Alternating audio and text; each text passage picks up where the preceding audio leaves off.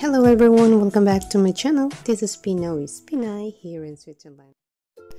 Welcome back. It's spring. Now how to regrow pak choy. It's not totally spring.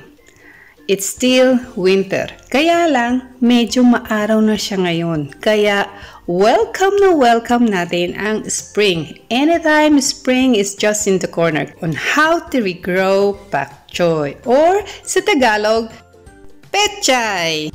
How to cut the pak choy? Madali lang. Sukatin mo lang yan sa hintuturo mo. Kasing laki ng hintuturo, doon mo siya tamang-tamang i-cut. After cutting, you only soak into the water.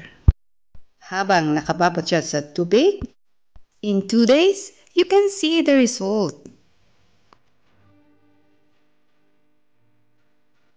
From first day to 5 days, makikita mo na kagad ang resulta. Talagang nag-grow na siya.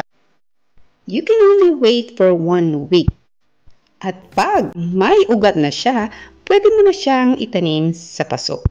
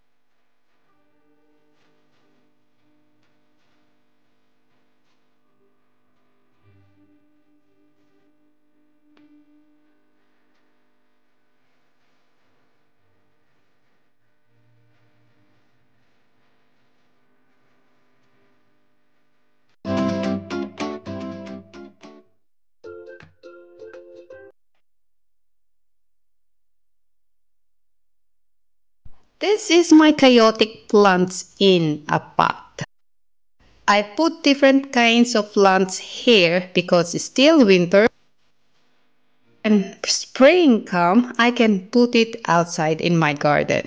I have here tomato plants, onion plants, and different kinds of plants that I put it, like what I did in pak choy.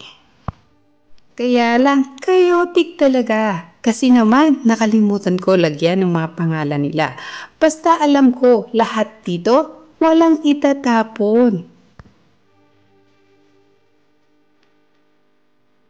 It's really possible to do something even it's winter. Because weather is not the reason to do nothing. And it's always planting inside the house is a good thing. Sooner or later, meron na tayong aanihin. Kaya, tanim na!